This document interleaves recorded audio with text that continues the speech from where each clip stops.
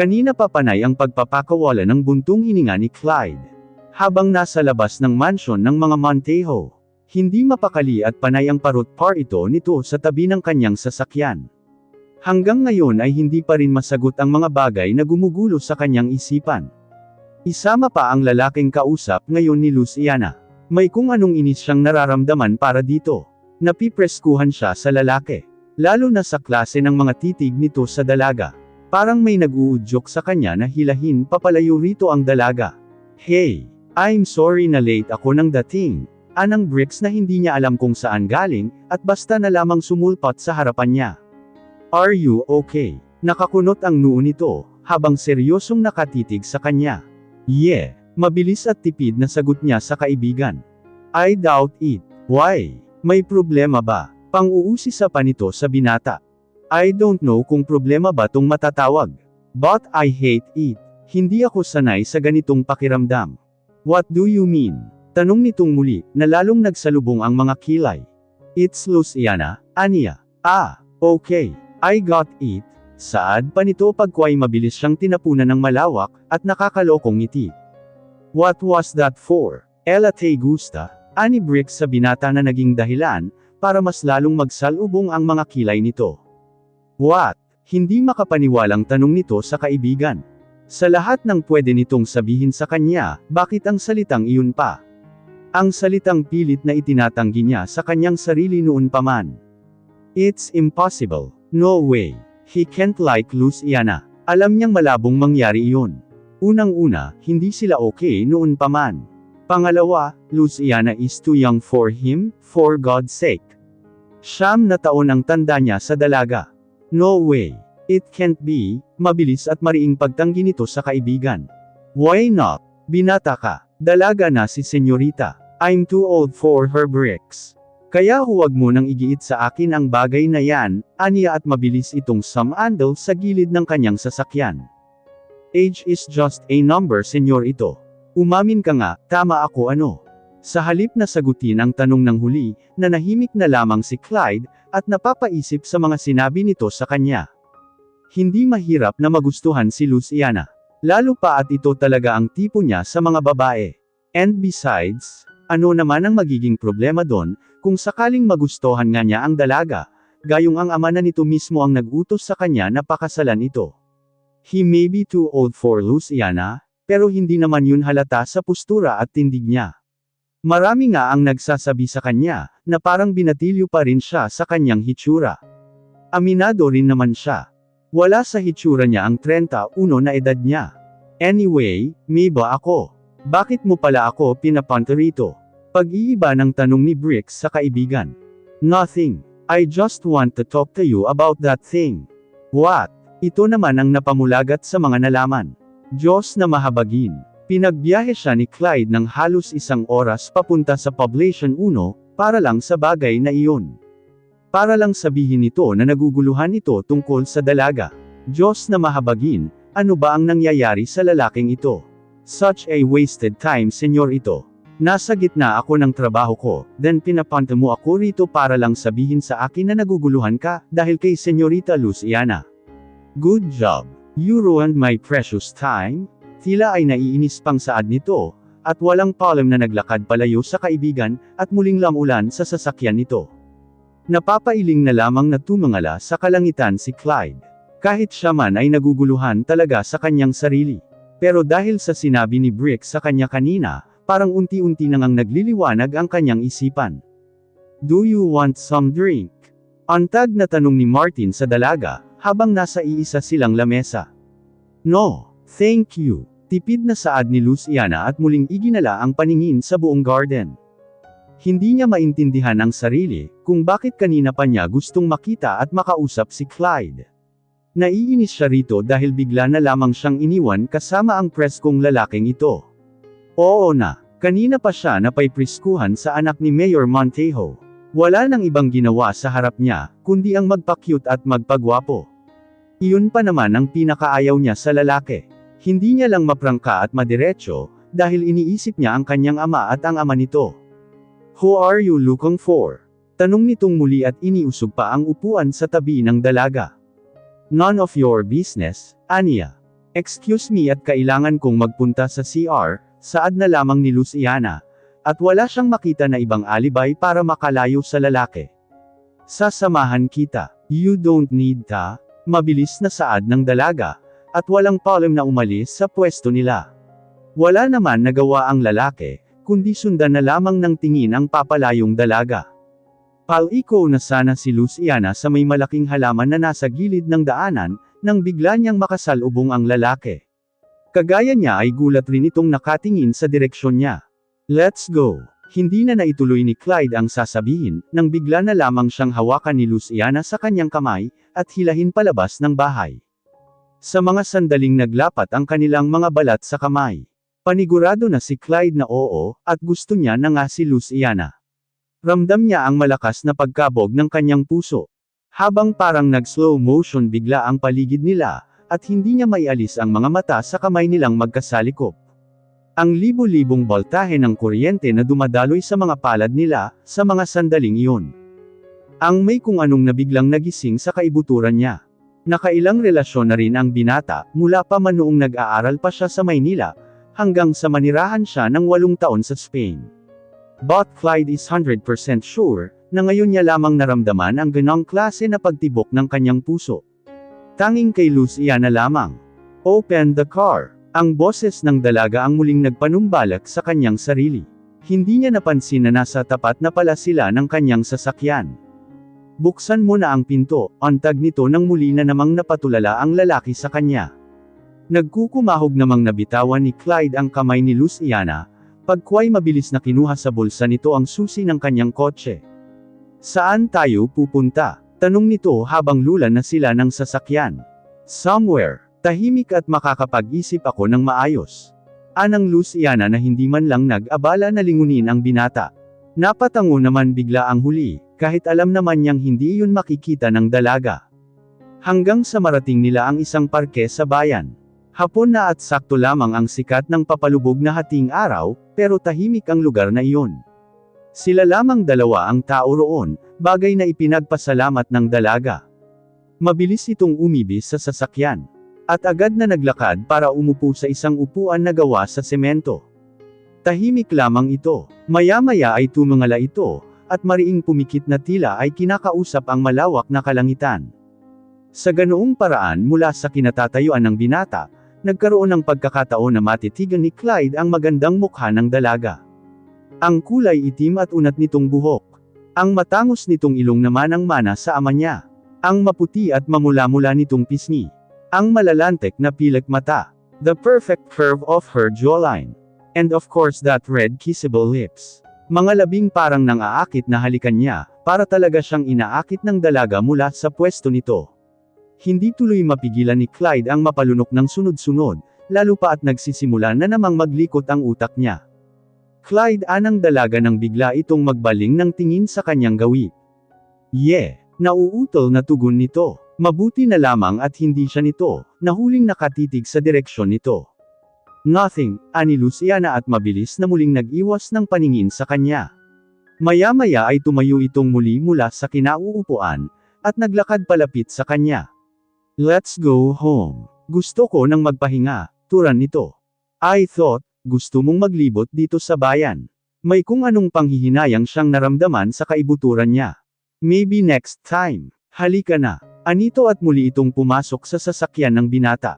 Pa, pinatatawag niyo raw po ako. Anang Luciana nang makapasok ito sa malawak na library. Nadatnan niya roon ang ama na nakaupo sa swivel chair, na nasa tapat ng lamesa nito. Agad namang itiniklap ng Don Ramon ang libro na hawak nito, pagkway nakangiting hinarap ang yunakahiha. Come here princess. Saad nito. May sasabihin po ba kayo sa akin? Tanong ni Luciana nang makaupo na ito sa isang silya, na nasa gilid ng lamesa nito. Anang matandang Cervantes, pagkway nagpakawala ng malalim na buntong hininga. Actually, it's a favor anak. By any chance, can you grant my favor to you?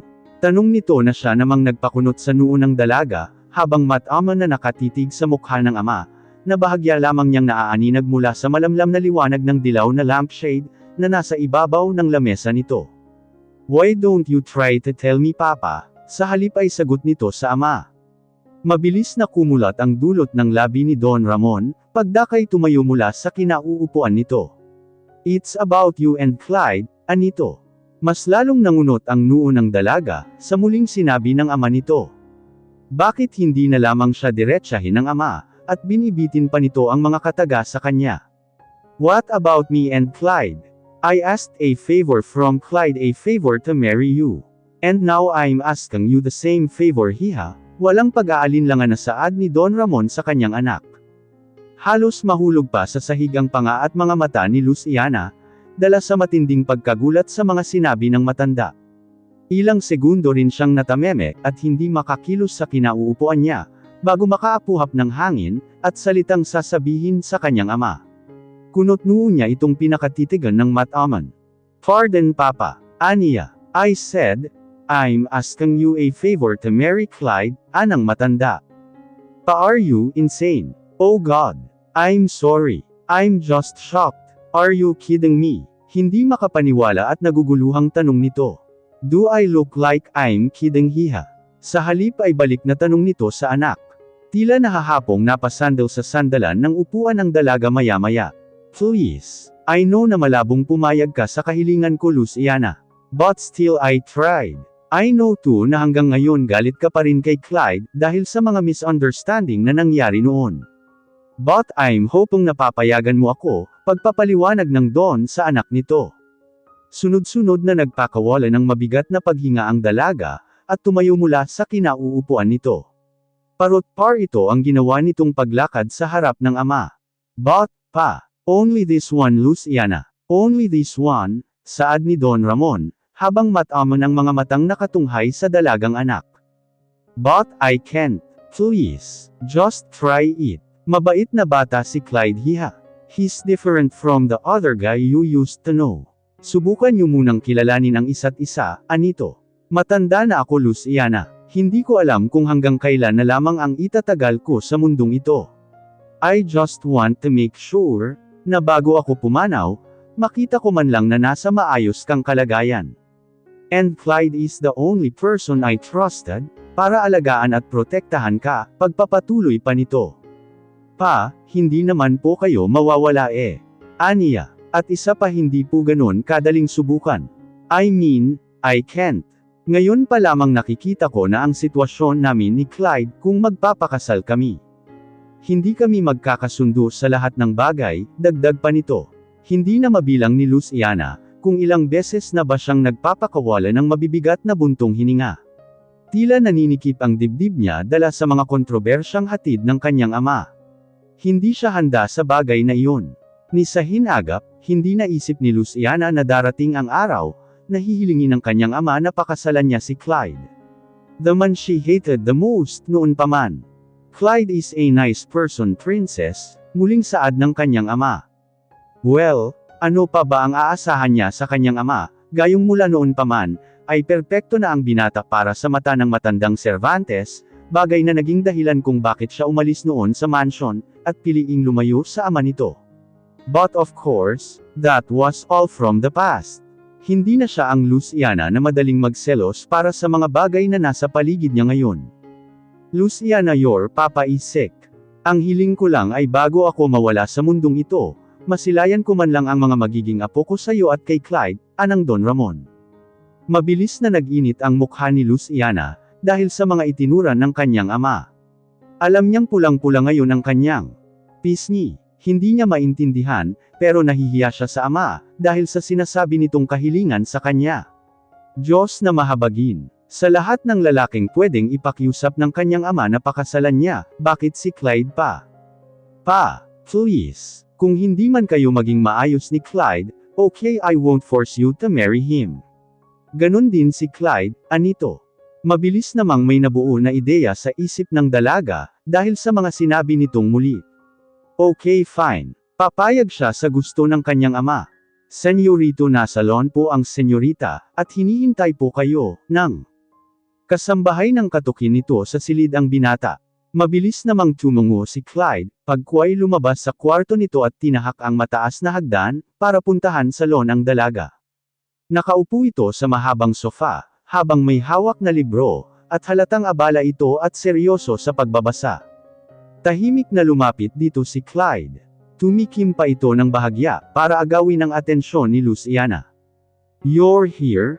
Anang dalaga ng may baba nito ang libro, mula sa tapat ng mukha, at inilapag iyon sa babasaging lamesa. "You're looking for me. Why? Have a seat first," anang Luciana. Agad namang tumalima si Clyde, at umupo ito sa kaibayong sofa, habang hindi pa rin naiaalis ang seryosong tingin sa dalaga.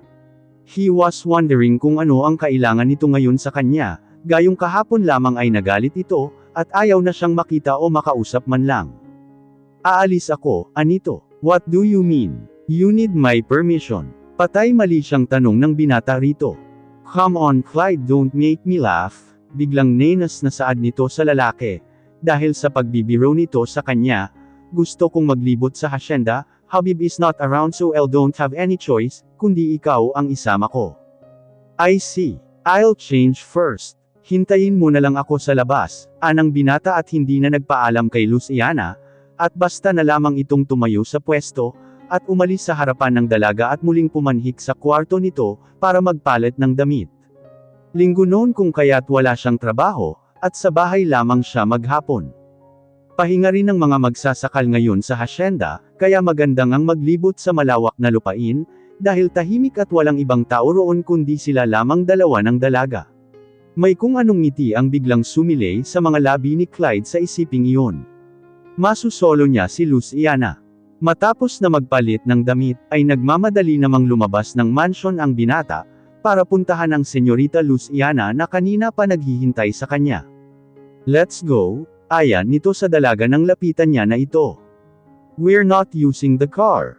Takang tanong nito nang lagpasan lamang ng binata ang sasakyan na akala ni Luciana, ay gagamitin nila para sa paglilibot sa hacienda. Mabilis namang bumaling sa gawin niya si Clyde. "Hindi mo ma-enjoy ang tanawin sa paligid senyorita, kung gagamitin mo ang sasakyan na iyan. I thought mas sanay kang maglakad, dahil ilang taon kang nanirahan sa bundok." Mapanuyang tanong pa nito sa dalaga. Mabilis na naningkit ang mga mata ni Luciana. Pagkway nakapamaywang na inirapan ito. "Whatever," anito at nagpatiunang naglakad sa binata. Napapangiti na lamang si Clyde na sumunod dito. "I don't think you can still remember the road. Follow me senyorita." Bahagya pang napapitlag si Luciana nang mula sa likuran ng kanyang tainga, ay bigla itong bumulong sa kanya, bago siya nilagpasan at ito naman ang nagpatiunang naglakad. Napapabuntong hininga na lamang ang dalaga, para pigilan ang inis sa lalaki. Hindi masabi ni Luciana sa sarili kung tama ba itong naisip niyang plano. Pero ngayon pa lamang parang nakikita na niyang hindi siya magtatagumpay doon, dahil kumpara sa Lucien ang nakilala niya noon na maamo ang mukha, at madaling mapasunod sa pagmamaldita niya. Ang Clyde ngayon na kasama niya ay tila sanay na sanay makiharap sa mga taong saplada at maarte na kagaya niya. "Where do you think you're taking me?" Tanong ni Luciana sa lalaki maya-maya nang mapansing medyo malayo na ang nalalakad nila, mula sa tapat ng mansion. "Here," anang Clyde nang tumigil ito sa paglalakad. Mabilis namang iniikot ni Luciana ang paningin sa paligid. "You know how to ride a horse?" Tanong ni Clyde. "Kabayo. Mangangabayo sila." Teka, sa pagkakaalala niya wala naman silang kabayo noong nasa mansion pa siya. At isang linggo na rin siya rito sa Santa Isabela, pero ngayon niya lang nalaman na may mga kabayo na pala sa hacienda nila. "As far as I can remember, walang kabayo ang papa rito sa hacienda noon pa man." "Kanino yan?" Seryosong tanong nito sa binata. "It's mine. I bought it when I was in Spain. Dito ko na pinalaki at pinaalagaan, since wala naman akong enough na space roon." Pagkukwento pa nito. "Well, you know how to ride?" Muling tanong nito sa dalaga. Bigla namang kinabahan ng dalaga sa isiping sasakay siya sa kabayong iyon. "Well, Luciana doesn't know how to ride a horse." Oo, sa bundok siya tumira ng 8 taon, pero wala namang kabayo ang nanay Amelia niya, kung kaya't hindi talaga siya marunong sumakay doon.